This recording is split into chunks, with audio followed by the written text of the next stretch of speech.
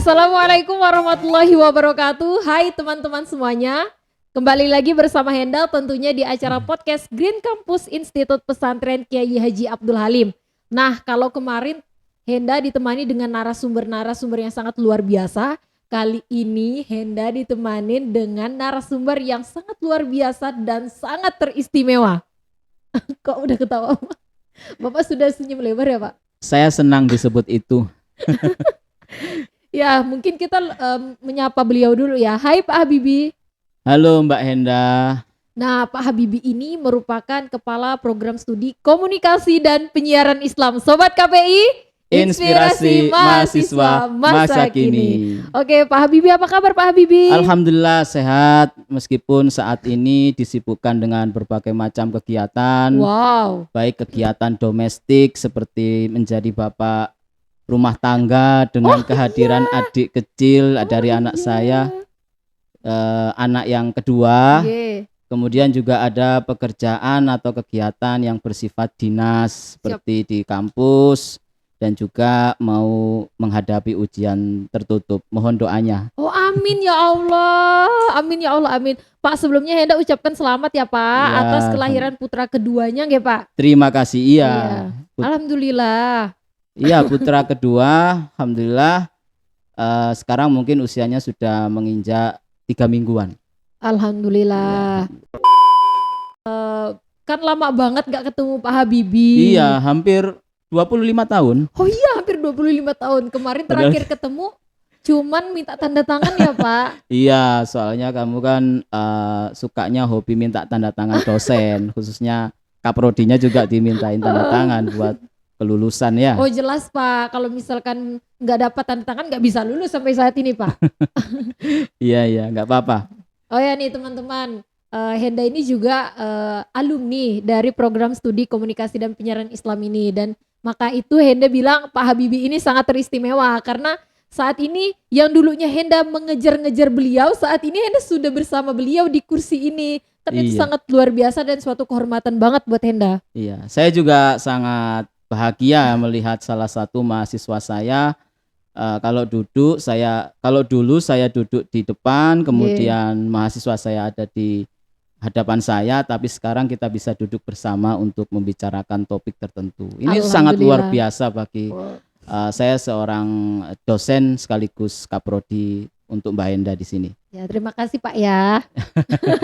Alhamdulillah. Nah, oke nih teman-teman, mungkin teman-teman di luar sana mungkin masih banyak yang belum mengetahui itu Pak. Sebelumnya itu Henda mau tanya dulu dong sama Pak Habibie. Gimana nih Pak perasaan Pak Habibie selama menjadi Kepala Program Studi Komunikasi dan Penyiaran Islam ini?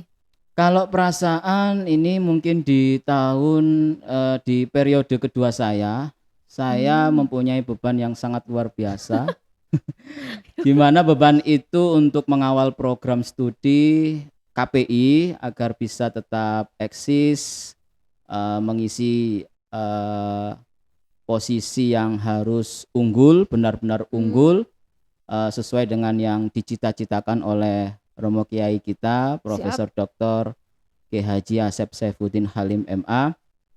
Selain itu juga melihat bagaimana anak-anak didik kita di program studi KPI itu bervariasi anaknya. Sehingga kalau di dalam kampus itu kita sebagai hubungan dosen dan mahasiswa, tetapi di luar itu kita seperti rekanan. Bahkan banyak sekali teman-teman dari mahasiswa KPI Haj itu berkunjung ke rumah saya untuk ya curhat, konsultasi, selain juga menghabiskan nasi di rumah saya. Wow, ya mau dibilang kurang ajar, tapi kayak mana gitu ya Pak ya? Ya itu kan biasa karena bagian dari diri mahasiswa. Kalau nggak makan banyak itu bukan mahasiswa. Betul Pak, apalagi nyantri gitu kan Pak. Ya benar. Makannya tempe aja gitu Pak ya, butuh nutrisi berarti butuh nutrisi ya. Di sini karena kita memang bagian dari pesantren yang ada di bawah naungan Yayasan Pendidikan Amanatul Ummah, maka mau nggak mau kita juga pada satu sisi mencitrakan sebagai seorang mahasiswa, di sisi yang lain kita juga sebagai santri. Siap. Dimanapun dan kapanpun kita tetap akan seperti itu. Betul, jadi Pak. Harus dijaga betul eksistensi kita sebagai mahasiswa sekaligus santri. Ini yang menjadi perbedaan dengan mahasiswa-mahasiswa yang di luar sana gitu ya. Jelas sekali gitu ya Pak perbedaannya Pak ya. Ya, saya rasa sangat jelas. Kenapa? Karena dari kegiatan kita saja ya, misalkan di dalam area kampus kita, Iya. itu pertama-tama kita diwajibkan untuk memiliki kesadaran sebagai mahasiswa yang punya dua prinsip. Kalau kita mengikuti apa yang disampaikan oleh Romo Kiai Asep Saifuddin Halim. Prinsip pertama, bagaimana kita harus dimuliakan dan memenuhi kegiatan dalam sehari-hari dengan prinsip keilmuan.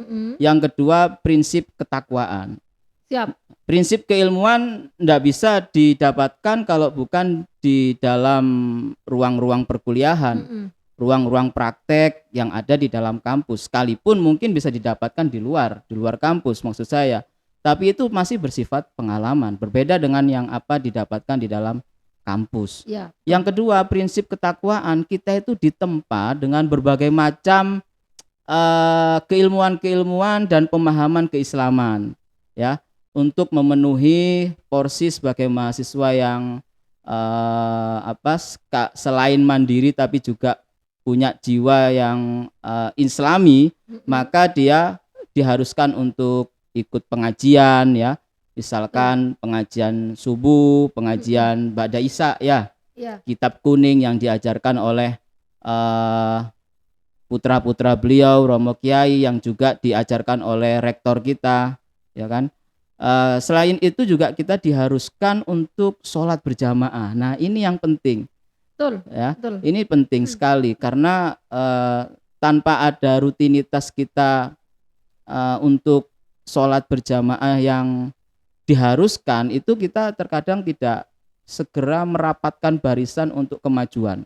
Nah, kemajuan bisa dilakukan bila semua elemen yang ada di dalamnya merapatkan barisan. Dan salah satu medianya adalah melalui sholat berjamaah. Wow, luar biasa banget ya, tepuk tangan dulu. Nah, oke Pak, sekarang mari kita masuk mungkin teman-teman di luar sana tidak mengetahui atau ingin sekali mengetahui sebenarnya program studi komunikasi dan penyiaran Islam di IKHJ itu seperti apa Pak? Oke, kalau KPI saya rasa di negara kita Indonesia itu ada banyak sekali memang ya, perguruan tinggi baik negeri maupun swasta yang memiliki background keislaman rata-rata mempunyai program studi KPI. Secara detail datanya saya kurang tahu, tapi saya rasa selain jurusan PAI dan ekonomi syariah yang ada di prodi-prodi kampus keislaman itu ternyata tidak bisa melepaskan yang namanya program studi KPI. Nah itu menandakan bahwa KPI itu salah satu program studi yang memang benar-benar mengikuti zaman ya. Kebutuhan manusia terhadap informasi yang akurat, yang berimbang. Selain itu juga kemajuan komunikasi yang sangat canggih seperti sekarang ini, apalagi di saat pasca pandemi, semua mengarahkan bahwa kebutuhan terhadap ilmu komunikasi itu penting secara umum begitu. Tapi bagaimana dengan KPI, komunikasi yang bukan hanya dicairkan dengan materi-materi atau teori-teori komunikasi umum saja, tapi juga berkaitan dengan aspek penyiaran Islam. Jadi ada aspek spiritualitas ya, aspek tradisi keilmuan Islam yang juga dibahas di dalam KPI. Nah, khususnya di KPI kampus kita, IKHJ yang tercinta ini, itu memiliki visi yang jelas saya rasa bahwa program studi KPI IKHJ ingin menjadi program studi yang unggulan, yang berjiwa mandiri dan berjiwa Islami tentu saja. Karena dua kategori ini, mandiri dan juga Islami, tidak bisa terpisahkan dari kampus hijau kita ini. Maksudnya apa mandiri? Secara filosofis mungkin mandiri itu diidentikan dengan kemandirian seseorang dalam melakukan sesuatu, kebebasan seseorang dalam melakukan sesuatu, atau kehendak yang tanpa ada hambatan, tanpa ada yang menunggangi, mungkin begitu. Dan dia itu bisa melakukan apa saja dengan keilmuan-keilmuan tentunya yang didapatkannya. Untuk bisa menjadi seorang mahasiswa atau lulusan dari KPI yang mandiri, itu perlu ditempa dengan berbagai macam teori. Dan teori-teori tentang ilmu komunikasi ada disematkan di dalam kurikulum tentunya. Iya pasti ya Pak. Iya, bagaimana nanti calon lulusan kita itu ketika lulus mempunyai kematangan secara keilmuan, mulai kita ajarkan ilmu komunikasi, kemudian komunikasi politik, ya, kemudian teori-teori komunikasi, retorika, kemudian metodologi penelitiannya, itu dan lain sebagainya, misalkan juga desain grafis, desain animasi, itu adalah salah satu atau beberapa di antara mata kuliah yang dibuat secara khusus bagi calon mahasiswa atau nanti calon lulusan kita biar bisa mandiri di dunia kerja, dunia industri. Itu yang sangat dibutuhkan. Itu pertama, poin yang penting. Selanjutnya yang kedua, kategori Islami, itu seperti yang saya katakan di awal bahwa KPI kita itu tidak bisa lepas dari prinsip-prinsip yang diinginkan oleh Romo Kiai kita. Jadi kalau ada prinsip ketakwaan dalam seorang diri mahasiswa yang itu ditempa dengan ibadah, ya, keilmuan tradisi Islam, kemudian jiwa-jiwa toleransi yang bersifat Islami, itu menurunkan aspek Islami bagi calon lulusan mahasiswa KPI Haj. Sehingga selain dia itu nantinya profesional, ya, sebagai seorang profesionalis dan dengan keilmuan yang dia kuasai, dia juga sebagai seorang yang berakhlakul karimah. Nah, ini yang paling penting dalam sisi profesional, tetapi juga ada akhlakul karimah. Saya punya pengalaman menarik ketika anak-anak KPI IKHAJ itu melakukan magang, Mbak Henda. Mbak Henda kan pernah magang ya? Iya pernah. Itu ada pengalaman menarik, cerita bahwa di suatu tempat magang atau instansi magang ada beberapa peserta magang selain anak KPI IKHAJ. Ada kampus lain lah ya, saya tidak sebut nama lah ya. Ada juga peserta dari SMK juga. Nah, kemudian orang-orang yang bekerja di instansi itu yang memang pegawai tetapnya itu merasakan hal interaksi yang luar biasa dengan anak-anak kita karena sifat unggah-ungguhnya itu, sifat sopan santunnya, kemudian sifat akhlaknya yang baik, akhlak yang mulia, dan itu tidak menghabiskan apa yang namanya sisi profesionalitas mereka. Disuruh ini berangkat, kemudian diajak untuk melakukan sebuah reportase, dia ikut, dan itu menjadi hal yang berbeda dengan peserta magang lainnya, Mbak Henda. Yang lain itu ada yang sisi profesional tapi sentimenan ya, sedikit sentimentalnya kuat, kemudian agak lemah gitu. Maksud saya disuruh ini, dikasih tugas ini, tetapi dia tidak mengerjakan. Mungkin karena ini magang kok disuruh-suruh, akhirnya dia nggak profesional. Menurut saya seperti itu. Tapi anak-anak kita, alhamdulillah sepanjang mereka magang mulai tahun 2015-an itu, anak angkatan 2015, mereka baik-baik saja dan mendapatkan sambutan yang sangat baik dari mereka-mereka dari pihak instansi magang tersebut. Alhamdulillah Pak. Alhamdulillah. Jadi satu sisi mereka bisa mengerjakan keilmuannya dengan praktek di dunia industri, satu sisi juga menjaga sikap pribadi yang baik, yang Islami, yang berakhlak mulia. Itu yang paling diharapkan oleh pengasuh Pondok Pesantren Amanatul Ummah Romo Kiai Asep Saifuddin Halim. Gitu. Ya Pak, karena Bapak tadi sudah menyinggung magang, kan magang itu kan merupakan program yang ada di prodi KPI ini kan Pak. Soalnya Iya. Enda merasakan soalnya Pak ya. Wajib, Wajib banget. wajib. Kalau belum merasakan belum lulus kan Pak. Belum lulus, belum lulus. Nah Pak, terkait program magang. Nah biasanya anak prodi KPI itu magangnya di mana saja Pak? Oke, bisa anak-anak KPI karena kita ada di bidang komunikasi dan penyiaran Islam, tentu saja di tempat-tempat magang yang berkaitan dengan hal itu. Misalkan instansi media massa ya. Sekarang ada banyak media online, kemudian ada instansi televisi. Iya. Pernah anak-anak kita di TVRI, kemudian iNews, kemudian di BBS TV, JTV juga pernah.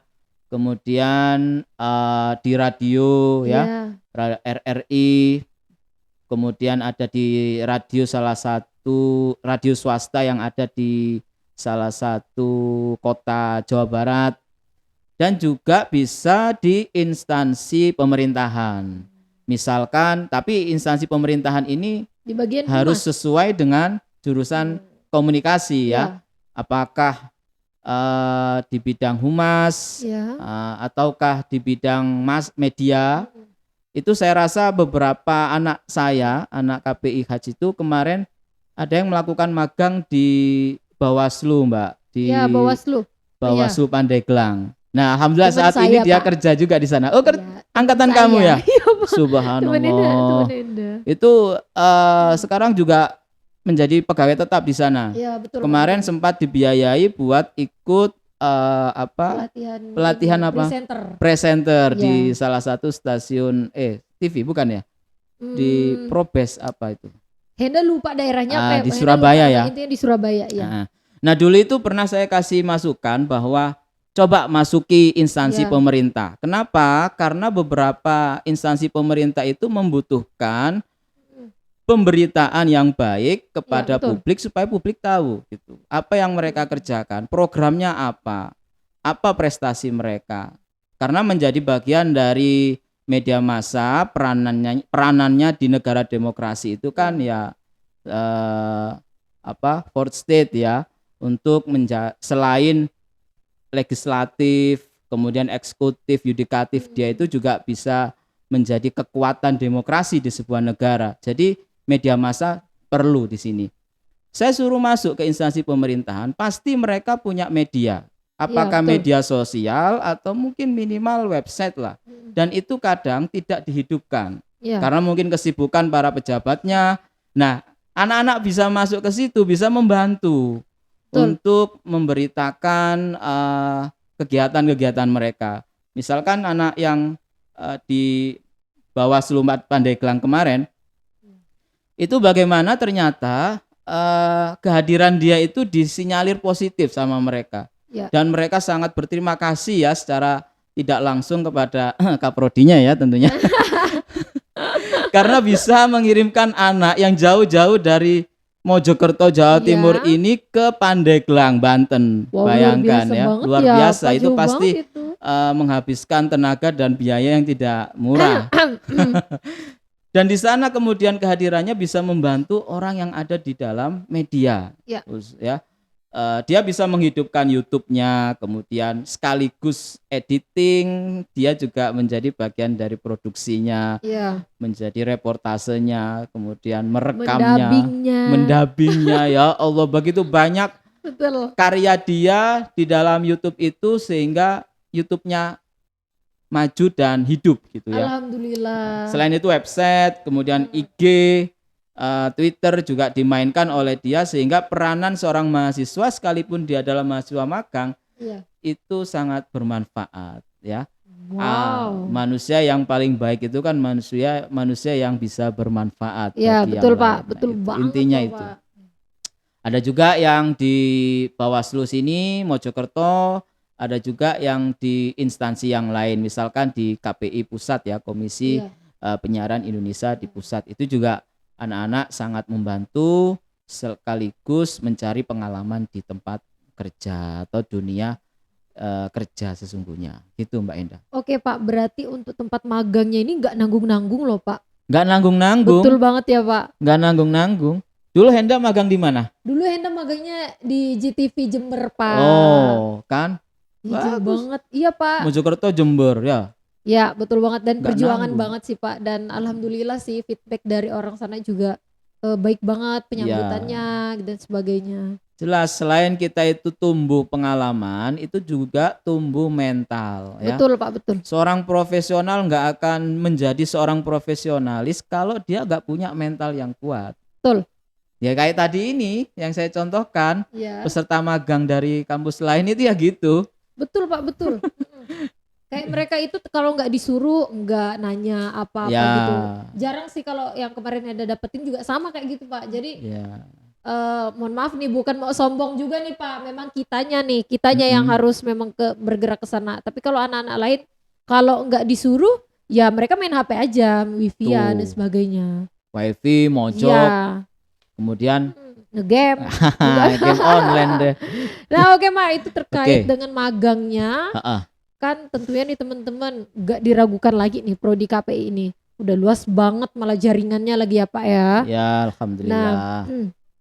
Kalau misalkan jaringan kita sudah luas tentunya prestasi kita nggak ketinggalan dong, Pak. Ya, Iya nggak sih, Pak? alhamdulillah. Ya, sebenarnya prestasi agak terhambat ketika di saat pandemi. Ya, betul. Itu semua, saya rasa semua pelaku perguruan tinggi ya, atau mungkin orang-orang yang bergerak di perguruan tinggi bingung untuk bagaimana. Jadi Iya. saat itu juga prestasi ya terhambat lah semuanya. Ya kita memaklumi karena itu sebagai pandemi. Iya, betul. Secara umum kalau mahasiswa dulu itu anak kita atas nama Romi ya, Ya. yang angkatan 2017 itu Angkatan pernah Henda. Henda lagi. Aduh, angkatanmu Alhamdulillah. kok super sekali ya. Banyak prestasinya. Alhamdulillah. jangan-jangan. Baik-baik. Ya, Pak, Semoga yang lain juga baik-baik ya. Amin, amin. Semoga amin menular. Itu pernah juara sebagai penyiar radio, juara 1. Ya. Di Forkomnas KPI yang diadakan di kota Jawa Barat apa dulu? Purwokerto ya kalau nggak salah. Di Purwokerto. Iya, Pak, di Purwokerto. Kalau nggak salah tahun 2018 atau 19 gitu. Iya, sebelum pandemi pokoknya, Pak. Ya, sebelum pandemi. Kemudian yang selanjutnya ada juga pernah juara 1 sebagai duta KPI senasional. Wow, tepuk tangan Itu juga dulu dong. diadakan Forkomnas. Luar biasa dulu. Ya, terima kasih. Itu anak angkatan Henda juga. Bukan Cana kayaknya. nggak sih, Pak? Iya, Cana. Iya, angkatan Oh Henda iya. lagi. Aduh, banyak banget angkatannya. Alhamdulillah, Pak. Terus ada juga yang mungkin angkatan 2015, ini agak berbeda ya. Iya, Pak. Tidak sesuai dengan bidang, tetapi dia sebagai orang yang punya hobi kickboxing. Oh iya, betul. Namanya Mas Iksan. Iya, Itu betul, pernah betul. juara kickboxing nasional ya, Betul. tingkat ya nasional, juara 3 atau juara 2 gitu. Pokoknya juara segitu, Pak.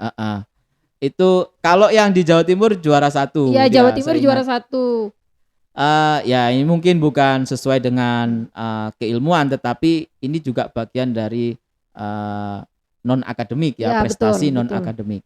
Selain itu ada juga banyak anak-anak yang mengikuti beberapa kegiatan yang dilakukan oleh organisasi pelatihan-pelatihan, Ya. dan dia juga menjadi salah satu pemenang dalam prestasi itu. Kalau dosen Mbak Henda, Iya, Pak. itu ada Pak Imam Syafi'i, itu 3 kali berturut-turut mendapatkan program bantuan penelitian dari Kemenak, program Litab Dimas. Wow, luar biasa. Iya, 3 tahun berturut-turut. Itu saya sampai ngiri kaprodinya. Kok saya enggak gitu ya, Pak? Iya, kok saya kok enggak gitu. Pernah beberapa kali, tapi ya alhamdulillah nggak apa-apa lah. Iya. Meskipun lolos di calon nominasi, Iya. tetapi ya kalah ya. Nggak lolos di sebagai nominator. Tetapi kalau Pak Imam Syafi'i ini itu 3 kali kalau nggak salah berturut-turut juga menjadi penerima bantuan Litab Dimas. Dan jumlahnya lumayan ya. Karena beliau sangat expert sekali di bidang moderasi beragama, ya, khususnya di dakwah. KKIP, KKPI-an, ke dakwah Ya, itu. Dan sangat Yaitu, teliti. ya, dan saya sangat teliti.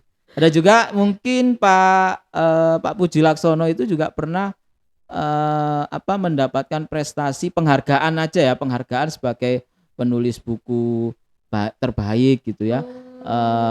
Karena memang beliau expert sekali di dalam penulisan buku, ya, baik buku akademik maupun buku hasil penelitian gitu. Wow, luar biasa banget ya, Pak. Kalau saya nggak ada prestasinya.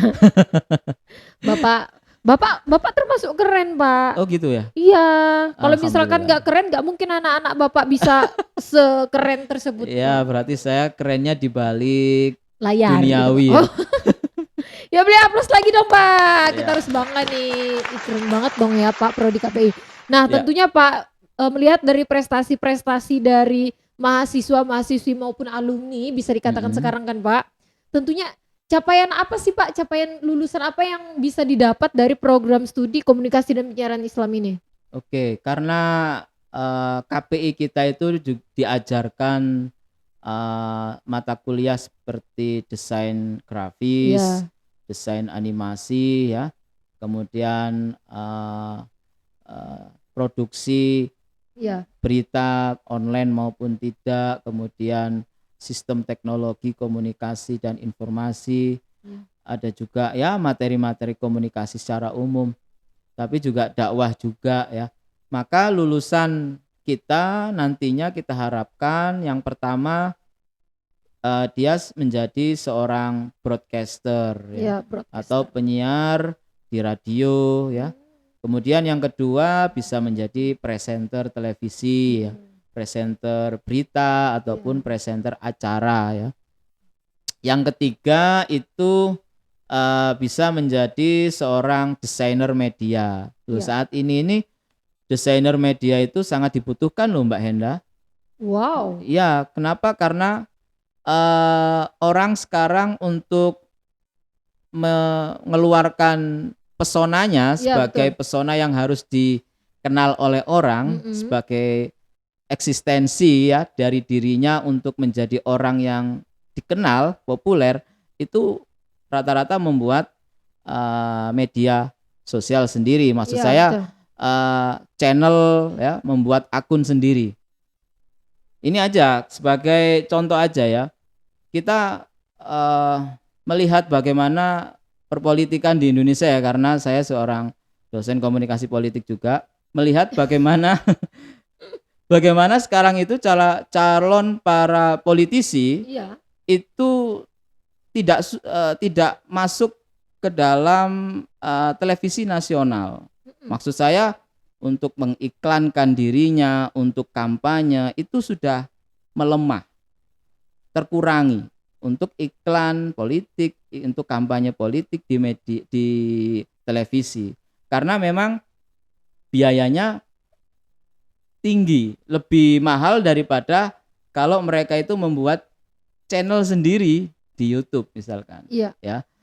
Dan saya rasa kalau Mbak Henda tahu ya, iklan di TV nasional, iklan politik itu bisa sekitar 10 sampai 15 juta per 15 atau 30 detik per slot. Per slot itu maksud saya satu siaran.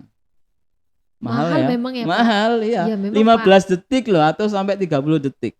Kalau misalkan TV lokal itu sekitar 600.000 tapi 30 detik per slot, per satu tayang. Itu pun kalau yang nonton enggak ada, karena rata-rata orang melarinya ke media sosial. Betul, Pak. Nah, akhirnya para calon politisi ini ya, ketika ingin maju sebagai salah satu calon gubernur, calon bupati, calon wali kota, atau mungkin caleg, itu membuat akun sendiri, channel sendiri di YouTube, media sosial sendiri, di IG atau di Twitter, dengan menunjuk beberapa orang sebagai desainer medianya. Itu jauh lebih murah daripada yang ada di TV nasional atau iklan di TV lokal. Jadi sekarang itu banyak sekali orang mencari orang-orang yang pintar dalam desainer media ini. Nah, saran saya bagi pemuda-pemuda yang ada di luar sana ya, bahwa memang saat ini di media sosial ada banyak sekali iklan-iklan yang membahas tentang pelatihan menjadi desainer media. Iya. Misalkan ada 16 kali pertemuan dengan biaya berapa juta gitu.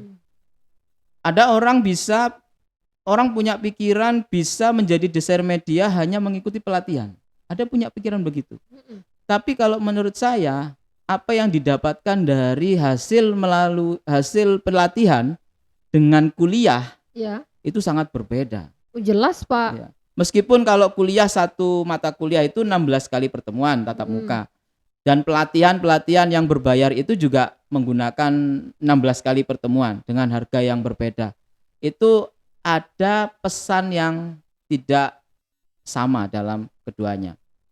Maksudnya bagaimana? Kalau pelatihan itu terkadang orang hanya membuat desain grafis atau desain animasi atau desain media yang dihasilkan dari pelatihannya. Tetapi kalau di kampus, kalau dia itu kuliah, itu ada hal lain yang diajarkan, yaitu apa? Bahwa pesan di dalam setiap desain itu harus disampaikan kepada orang.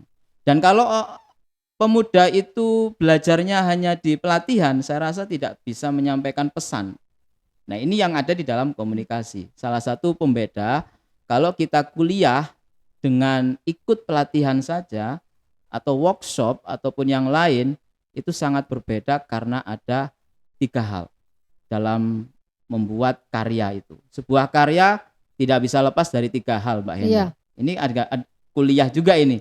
Yang pertama, dia nggak bisa lepas dari cipta. Cipta itu cipta ya. Kemudian yang kedua adalah karsa. Yang ketiga adalah rasa. Cipta, karsa, dan rasa. Tiga-tiganya dari kekuatan jiwa. Nah, seorang manusia pasti memiliki sebagai jiwa ya. Jiwa yang seperti apa? Nah, itu terlihat dari 3 kekuatan itu. Cipta, orang kekuatan jiwa yang bisa membuat orang itu berpikir apa yang akan dia ciptakan gitu. Yang kedua, karsa, itu merupakan kekuatan jiwa yang mendorong kehendak kita untuk melakukan sesuatu. Ya, ini hampir sama dengan pelukis ataupun desainer media, tetapi pelukis itu terkadang menampilkan apa yang dia inginkan, kehendak bebasnya dia. Tetapi kalau desainer itu terkadang ya sesuai dengan kehendak dia, tetapi juga kehendak orang yang pesan atau juga kehendak publik yang diinginkan. Jadi dia lebih luas secara karsa. Yang ketiga, rasa. Nah, rasa ini kekuatan jiwa yang pasti muncul dari hati. Dan itu tidak didapatkan di dalam pelatihan. Tidak didapatkan dalam pelatihan. Betul, Pak, betul. Seorang desainer media itu harus punya rasa untuk membuat desain-desain yang dia buat. Kemudian ada pesan di dalam desain yang saya buat untuk apa bagi publik itu.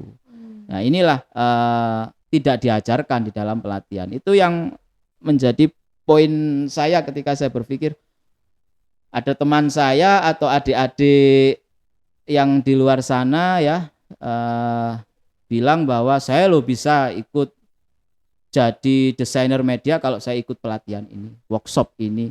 Ada banyak itu iklannya di dalam IG, bayar sekian dengan durasi sekian. Tapi berbeda dengan kita kuliah. Iya, ya. Betul, Pak. Ini agak panjang ini. Nggak apa-apa, Pak. Kalau kita kuliah itu kan pasti gelarnya jelas. Ya, betul. Nanti kalau di dunia industri, dunia kerja itu jelas kita punya kemampuan spesifik dengan gelar ini dan keahlian-keahlian yang sudah diajarkan. Tapi kalau pelatihan ya nggak ada gelar, kita punya sertifikat. Ya. Sertifikat saja. Modal sertifikat aja ya, Pak. Iya, modal sertifikat. Dan itu tadi poin pentingnya secara filosofis dalam sebuah karya tidak ada rasanya. Itu yang penting. Kalau bahas rasa tuh kayaknya kayak mana gitu loh. Kenapa? Pak. Pengen minum kopi ya? Apalagi itu mencakup hati, Pak. Iya, rasa. harus. seorang komunikan yang baik itu harus menyampaikan pesan itu dengan hati sekaligus pikiran dan kehendaknya mau apa gitu. Susah itu. Kamu mau saya kuliahi lagi nih. Gitu Mbak Endah. Oke, baik Pak. Terakhir Mbak Endah, sorry ya. Ya, Pak. Capaian lulusan yang terakhir adalah pendakwah. Jelas itu. Paket komplit ya Pak ya. Komplit karena memang juru dakwah atau daiyah di Indonesia itu sangat subur sekali, sangat banyak sekali.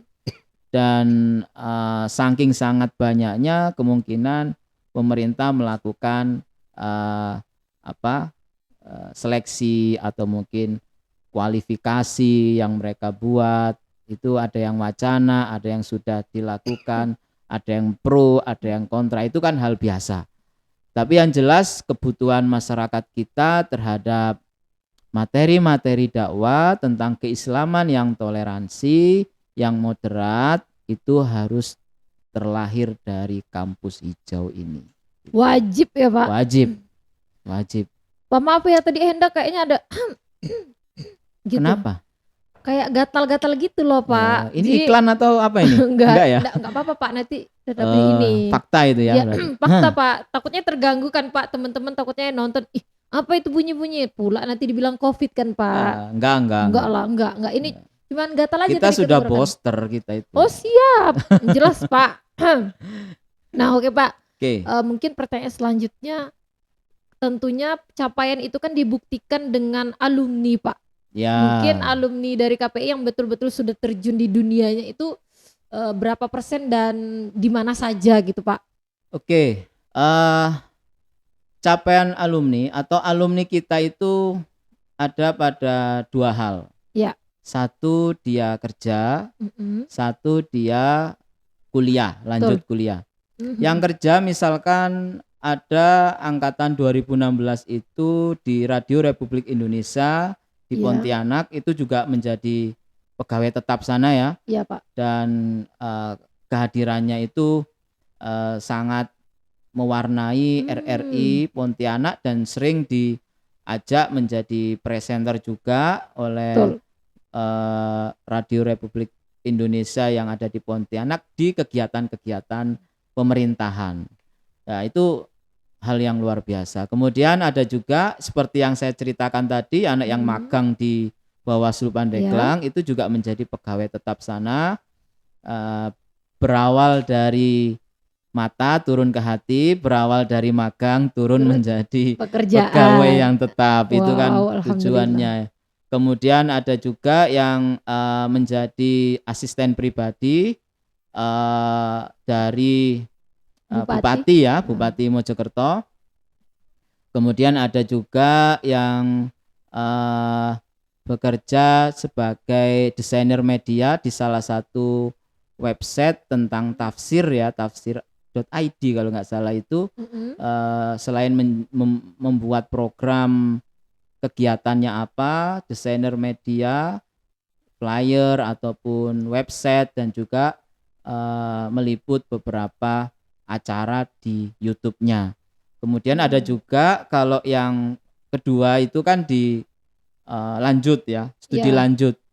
Beberapa teman kita itu ada yang kuliah di UPN Jogja, jurusan ilmu komunikasi dari swasta yang Islami menjadi diterima di negeri. Kemudian ada juga yang kuliah di UIN Surabaya, angkatan 2015 itu ada beberapa orang lanjut S2. Kemudian ada juga yang lanjut di UIN mana? Bengkulu. UIN apa? IAIN itu Bengkulu. Nah itu ya di Bengkulu. Itulah pokoknya Pak. Ada. Kemudian ada juga yang lanjut di UIN Suka Pak. UIN Jogja. Iya, UIN Jogja itu. Jadi alhamdulillah anak-anak kita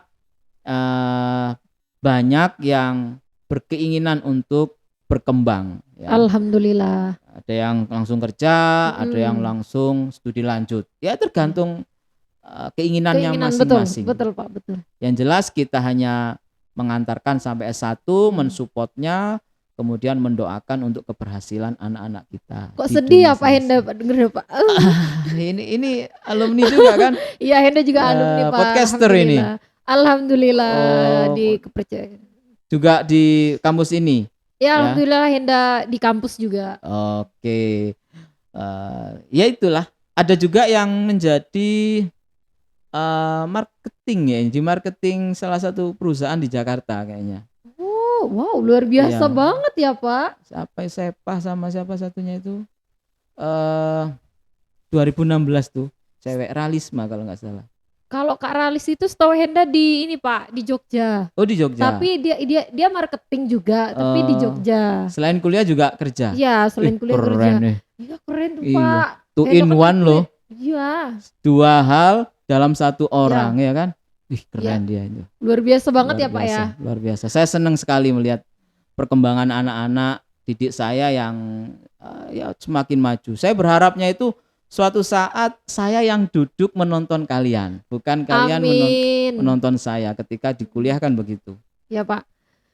Pak, terima kasih Ya. banget nih Pak atas waktunya Pak. Loh, Nggak saya kerasa banget ini Pak. ada satu hal yang belum saya jelaskan berkaitan Apa, Pak? tentang fasilitas. Oh iya, ya Allah Henda lupa jangan. astagfirullahaladzim. Mohon maaf ya teman-teman. Henda melupakan Hal penting Mbak Enda. fasilitas. Ya betul banget Pak. Mm-mm. Selain kita bisa berkembang dengan apa yang disebutkan oleh Pak Habibie tadi, tentunya kita butuh alat bantu dong. Ya, jadi Mungkin untuk apa, menciptakan calon lulusan kita sesuai dengan capaian lulusan yang kita sebutkan tadi menjadi A, B, C dan seterusnya, untuk sesuai dengan visi misi kita yang unggulan ya, berjiwa mandiri dan islami, kita memiliki beberapa fasilitas. Iya Pak. Untuk mendukung anak-anak yang punya jiwa mandiri profesional itu, kita ada stasiun radio Oh namanya iya, SHFM atau kepanjangannya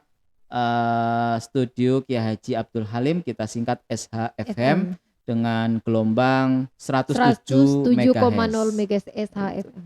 Itu sudah menggaung kemana-mana. Iya itu betul ya. Pak, apalagi waktu pertama kali ya Pak ya. Kemudian ada juga kita fasilitas lab ya, Ya, lab multimedia sekaligus lab komputer. Mm-mm. Yang ketiga ada juga studio mini untuk Iya, pertelevisian, karena kita punya channel YouTube Ikhaj TV yang cita-cita Pak Kiai nanti akan menjadi TV ya, TV lokal Amin. bahkan TV nasional, sehingga kita awali dengan lab studio mini Ya. TV itu. Kita belajar dari Ikhaj TV, kita difasilitasi dengan beberapa kamera, kemudian ya alat rekam, kemudian komputer dan sebagainya untuk penunjang hal itu. Selain juga kita punya fasilitas lain bagi mahasiswa yang ingin menjadi santri di sini ya, atau semuanya Ya. juga santri sih, ingin bertempat tinggal di area sini atau yang kita sebut dengan asrama. Oh ya. Ada asrama kita, putri sendiri, putra sendiri, kita tidak jadikan satu ya, Ya, asrama. betul, Aduh, Pak. bahaya sekali anak-anak zaman sekarang ini. Ngeri. Kemudian kita juga ada fasilitas untuk menunjang keislamian tadi supaya bisa berjiwa islami. Seperti halnya ada sholat malam. Kalian kan pernah mendapatkan salah satu gerakan untuk sholat malam. Sangat ya. luar biasa Itu banget. setiap hari kan? Wajib Pak, setiap Wajib. hari udah Jam jadi 3 wajib. sudah diobraki Bangunkan. untuk sholat malam. Kemudian lanjut pengajian subuh dengan Romo Kiai atau mungkin dengan putra-putra beliau dengan pembahasan kitab-kitab kuning ya. Ya betul Mas. Misalkan ada kitab apa aja Mbak? Quratul Uyun pula. Jadi Qatrul Ghois ya Fathul kemarin. Qorib. Qatrul Ghois yang sempat khatam itu kemarin ya. Ya, Nah, Qatrul Ghois. kemudian Mukhtarul Hadis. Mukhtarul Hadis. Itu wajib banget kitab Abah Yai. Ya, terus apa lagi? Tafsir Tafsir Jalalain. Jalalain, ya. Terus selain itu juga ada kewajiban sholat jamaah kita. Iya, betul. Kemudian ada juga kegiatan-kegiatan yang menunjang mahasiswa ya, seperti halnya ada himpunan mahasiswa, Ya. ada kegiatan-kegiatan di dalamnya, ada organisasi di dalamnya, dan juga ada fasilitas lain, misalkan ada kantin, ya, ada masjid, ada Betul. bis Bis? khusus mahasiswa, ya. Ya, betul Pak. Warnanya apa? Warna hijau dong Pak. Hijau itu. Kampus saja sudah hijau, jadi semuanya serba hijau. Dan Mic-nya alhamdulillah aja hijau. kita akan menuju kampus yang universitas. Amin, amin. Ya, Untuk- tepuk tangan dulu. Ya, tepuk tangan. Untuk mendukung cita-cita Romo Kiai Ye. menjadi world class university. Wow. Amin ya. Atau Amin. international university, Islamic International University. Keren banget Pak ya. Oh, keren. Karena memang buat apa kita cita rendah-rendah gitu. Betul, betul Pak. Kalau menurut Pak Kiai kan cita yang setinggi-tingginya. Betul. Tingginya seseorang itu karena cita-citanya yang tinggi. Ya, saya hanya mengutip dari pepatah beliau ya, atau Siap. mungkin motivasi beliau dari kata-kata Siap, itu. Pak. Saya suka sekali. Nah, itu. Baik Pak, Mm-mm. sepertinya kita memang harus berakhir sampai di sini. Wah, ini rasa ini harus keluar ini. Ya ini Mas sudah rasa. Enggak Pak, maksudnya podcast kita mungkin cukup sampai di sini. Henda rasa Oh gitu. Bapak sangat luar biasa banget, dan ini tentunya teman-teman udah paket komplit banget dijelasin sama Pak Habibie ini semua. Mm-mm. Baik dari fasilitas, keunggulan, dari prodi KPI itu sendiri dan sebagainya, itu sudah jelas banget Pak Habibie menjelaskannya. Terima kasih Ya. kasih udah diundang di Ya. podcast Mbak Green Henda Campus. ini ya. Ya siap. Terima kasih ya Pak atas waktunya Pak. Sama-sama. Oke, baik nih teman-teman. Untuk kalian yang ingin masuk program studi komunikasi dan penyiaran Islam, tentunya kalian harus masuk Institut Pesantren Kiai Haji Abdul Halim ini dulu. Tentunya kalian bisa daftarkan diri kalian atau mencari informasi di link bawah ini ya. Jangan lupa nih di bawah ini. Oke Pak, sekali lagi terima kasih ya Pak. Ya, sama-sama Mbak Henda. Dan Ya. jangan lupa ya, Apa Pak? jangan lupa untuk join di kampus Oh Green. tentu wajib. Ya. Wajib join di kampus Institut Pesantren Kiai Haji Abdul Halim ini. Halim. Oke Pak, saya Henda selaku tuan rumah podcast Green Campus Institut Pesantren Kiai Haji Abdul Halim, dan Saya Muhammad Habibie selaku Ketua Program Studi KPI IKHAJ Mojokerto. mengucapkan salam, mengucapkan Sampai jumpa, Sampai dan jumpa dan Sobat Assalamualaikum. KPI, Sobat KPI dong. lupa Sobat KPI, Inspirasi mahasiswa masa kini. Dadah. Dadah, makasih Mbak Henda. Ya, Pak, makasih Pak. Ya.